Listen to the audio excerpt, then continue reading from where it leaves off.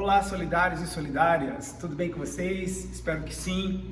Nossa aula 9 de Direito Tributário, se eu não estou enganado, hoje nós tratamos da segunda espécie tributária, A segunda espécie tributária é uma das mais antigas, data de Roma ainda. Nós vamos tratar das taxas, tudo bem? E já começamos fazendo um paralelo com a espécie tributária anterior que nós estudamos nas duas aulas anteriores, Os impostos. Bem, recorda comigo. Os impostos são tributos cujo fato gerador independe de uma contraprestação estatal específica. Você paga IPTU, meu caro, porque você tem um imóvel no perímetro urbano. Lembra dessas considerações? Você paga ICMS porque você circula mercadoria. Você paga ISS porque você presta serviço. Tudo bem? E não de uma ação estatal específica. As taxas são tributos, digamos assim, contrário a essa conotação que nós trabalhamos em relação aos impostos. Em que sentido, Roberto? Anota aí, vamos começar já assim. Características das taxas. Taxas são tributos cujo fato gerador está vinculado, está associado a uma prestação estatal dirigida ao contribuinte. Vamos repetir? Taxa é tributo cujo fato gerador está vinculado a uma prestação estatal, uma ação estatal, turma, dirigida ao contribuinte. Tudo bem? Você tem um estabelecimento comercial e vai lá ao município e fiscaliza se o teu estabelecimento comercial tem o alvará de funcionamento. É a tal da taxa de polícia, é uma atividade dirigida ao teu estabelecimento comercial. Você produz lixo todos os dias na tua casa e tem um serviço de coleta de lixo, atividade estatal dirigida a você, contribuinte. Você paga a taxa de coleta de lixo, você paga a taxa para obter o alvará de funcionamento do teu estabelecimento comercial. Viram aí? Então, a taxa, meus queridos, primeira característica, ela é um tributo vinculado. O que significa isso, Roberto? O fato gerador da taxa está vinculado a uma prestação estatal específica. Rapidamente, imposto independe de uma prestação estatal específica. Bem, além de vinculado, a taxa também ela é um tributo ressarcitivo. Anota aí para mim, ressarcitivo. Ressarcitivo por quê, Roberto? Vamos lá, e tudo decorre dessas duas primeiras características. Ressarcitivo porque você vai pagar. Você paga a taxa de coleta de lixo. Você vai ressarcir o custo que o Estado enfrenta pela atividade que ele desempenha. Você vai pagar pelo alvará de funcionamento do teu estabelecimento comercial. Você vai ressarcir o Estado pelo custo que ele enfrenta e manter a fiscalização. Entenderam isso? Então ele é ressarcitivo porque o contribuinte, eu, você, nós vamos ressarcir o Estado pelo custo que ele vai enfrentar em realizar a atividade. Ok? Ainda fazendo um paralelo aos impostos, meus queridos, vamos a outras características agora mais aprofundadas da taxa. Se liga, a taxa é riquíssima em características. Vamos lá. Quando nós estudamos os impostos, nós mencionamos aqui que o imposto é um tributo cujo fato gerador estava atrelado a uma manifestação de riqueza do contribuinte. Repare, o imposto, ele depende de um fato do contribuinte. Eu quero que você tome nota aí. Vamos lá? O fato gerador da taxa, anota para mim por gentileza, o fato gerador da taxa não decorre de um comportamento do contribuinte, de um fato do contribuinte. O fato gerador da taxa não decorre de um fato do contribuinte. Perceberam mais uma diferença em relação aos impostos, Mas sim de uma ação do Estado referível ao contribuinte, dirigida ao contribuinte. Nós chamamos isso de característica da referibilidade. Ô Roberto, O que é referibilidade, queridos? Referibilidade nada mais é do que uma atuação estatal dirigida, referível ao contribuinte. Tudo bem? Então a taxa ela é um tributo que goza de referibilidade. E eu quero que você anote aí, a referibilidade da taxa, ela é direta e imediata. Ela é direta e imediata. O Estado realiza a atividade e isso por si só já enseja a cobrança da taxa.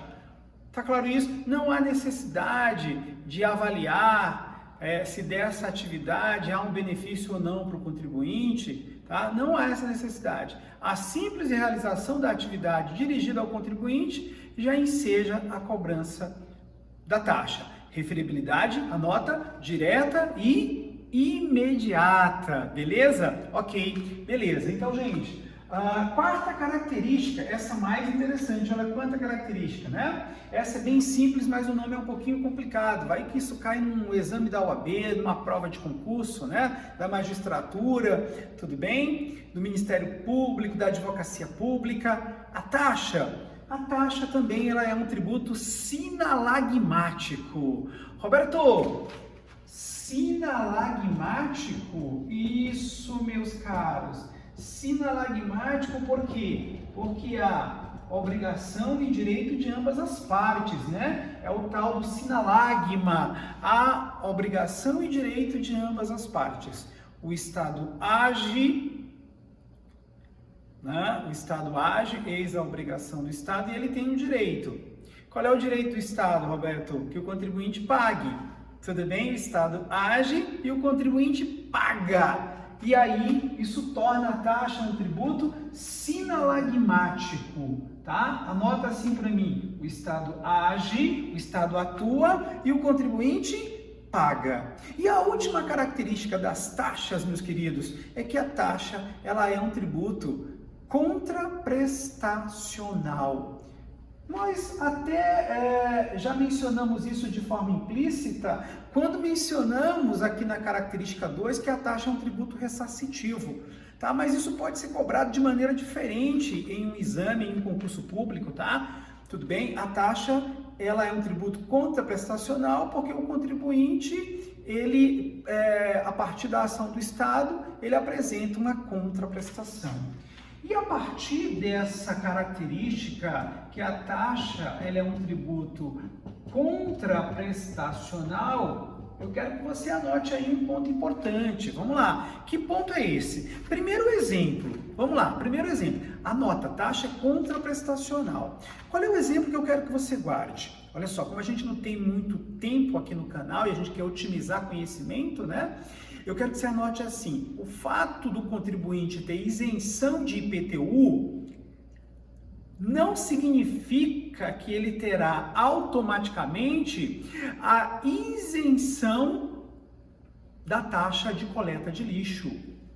Na maioria dos municípios brasileiros, eu não sei se é o caso aí do município onde você mora, ou se você mora aí no Distrito Federal, mas na maioria dos municípios brasileiros, as pessoas recebem um carnê do IPTU e junto com o carnê do IPTU vem a taxa de coleta de lixo, tá bom?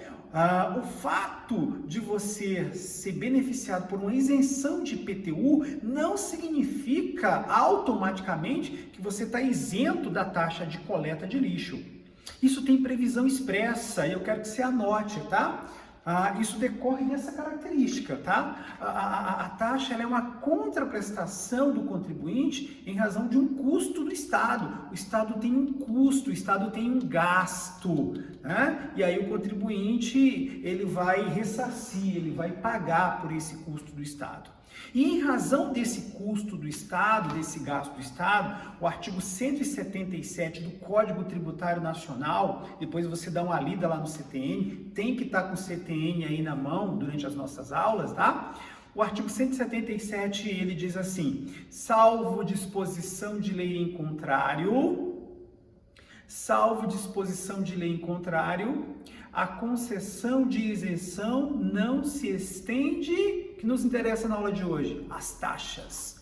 Não se estende às taxas. Nosso exemplo, Mais uma vez, isenção de IPTU não se estende à isenção da taxa de coleta de lixo.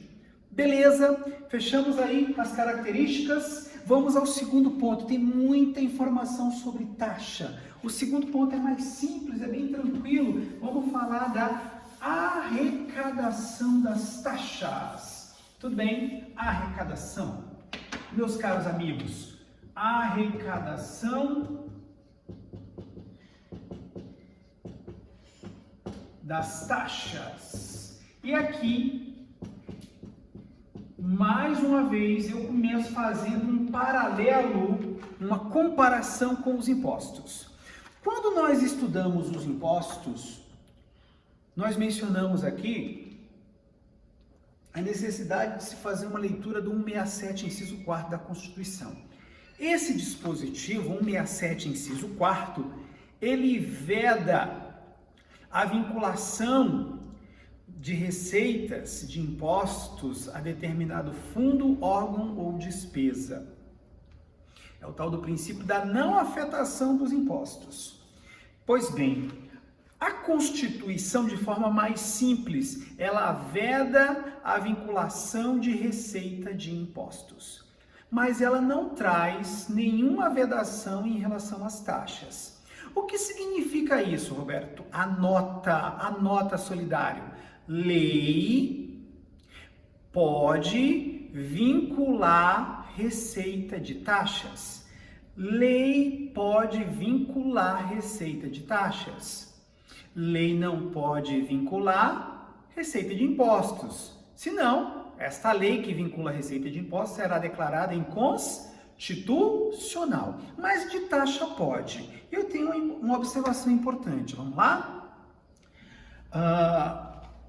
A lei que vincula a arrecadação de uma taxa, ou ela vai vincular a arrecadação da taxa para o custeio da atividade que enseja a cobrança da taxa, ou seja, o serviço público ou a fiscalização de polícia, ou ela vai destinar esses recursos, anota aí, para o custeio da atividade, mas, anotem, segundo o STF,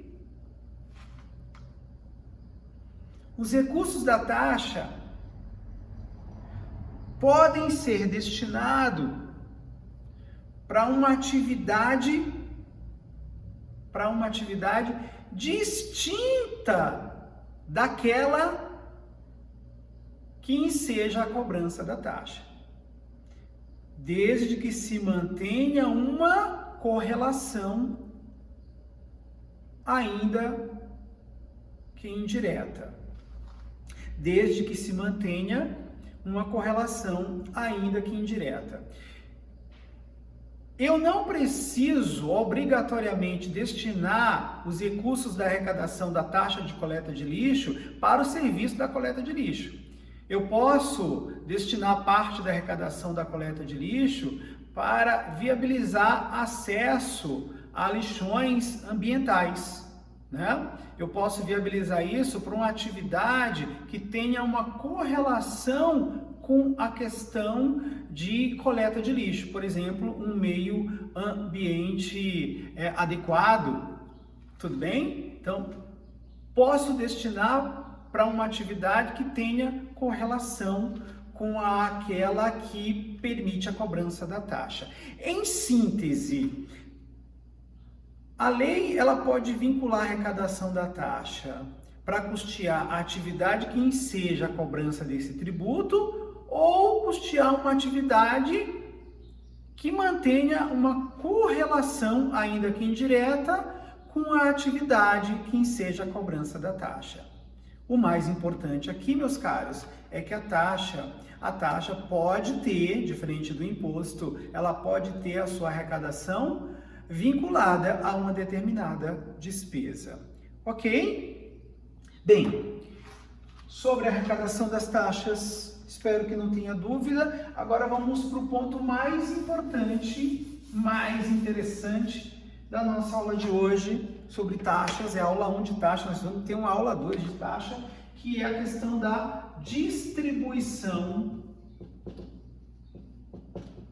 de competência tributária, a famosa distribuição de competência. E repare, mais uma vez, eu vou recorrer aqui à comparação com os impostos.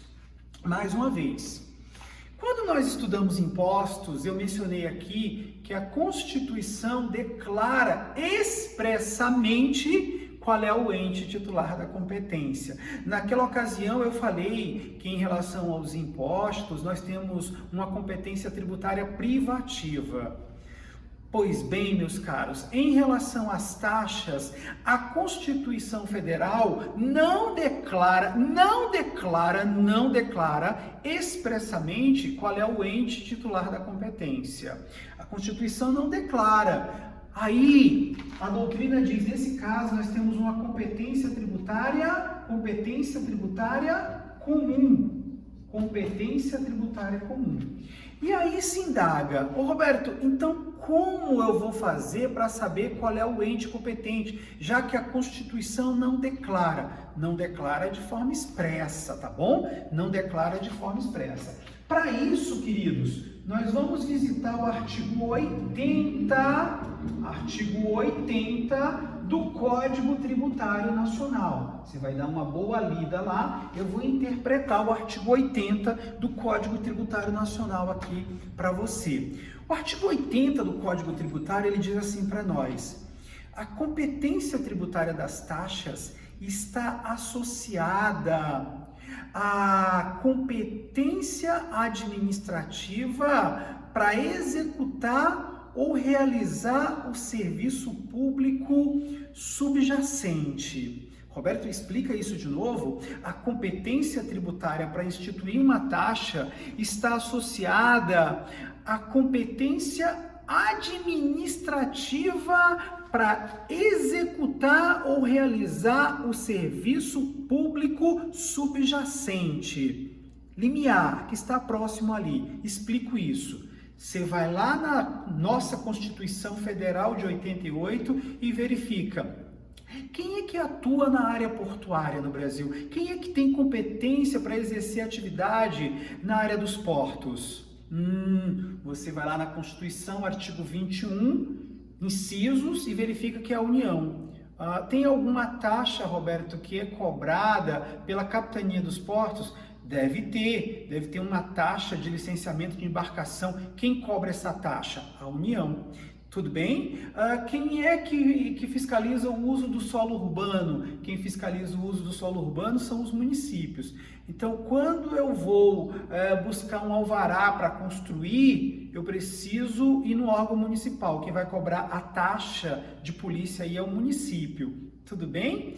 Perceberam isso? Sobre esse tema, eu faço uma indagação para você responder em 2 segundos.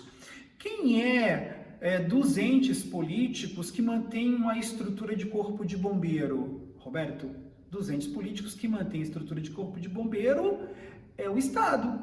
Pronto. Então, a taxa que decorre, do poder de polícia exercido pelo corpo de bombeiros é cobrada pelos estados. Sobre o tema, eu quero que você anote aí algo que é muito simples, tá? O STF, em agosto de 2017, declarou inconstitucional uma taxa municipal de bombeiros. Roberto, por que o STF declarou inconstitucional uma taxa municipal de bombeiros? Ora, porque Corpo de Bombeiro é um órgão da estrutura do Estado. Quem tem que cobrar uma taxa de bombeiros é o Estado e não o município. Agosto de 2017, o STF declarou essa inconstitucionalidade. Sobre o tema competência da taxa, quero que você anote aí. Se a atividade administrativa ela é da competência comum de mais de um ente, por exemplo, meio ambiente, vigilância sanitária, quem que atua em matéria ambiental? Município, mas também Estado, também a União. Pois bem, em caso de competência comum da atividade administrativa, ou seja, mais de um ente pode exercer atividade administrativa, eu quero que você anote. Mais de um ente pode exercer atividade administrativa, mais de um ente pode instituir uma taxa em relação a essa atividade, cada um na sua área. Eu posso ter uma taxa ambiental da União, eu posso ter uma taxa ambiental do Estado, eu posso ter uma taxa ambiental do município. Tudo bem? Tranquilo? Então, anota aí para mim, em caso de competência comum para exercer atividade administrativa, mais de um ente pode instituir a taxa respectiva. Em relação às taxas, minha gente, eu ainda tenho a tal da competência anexa, isso é top, tá? Competência anexa. O que é competência anexa? Repara, anota aí para mim.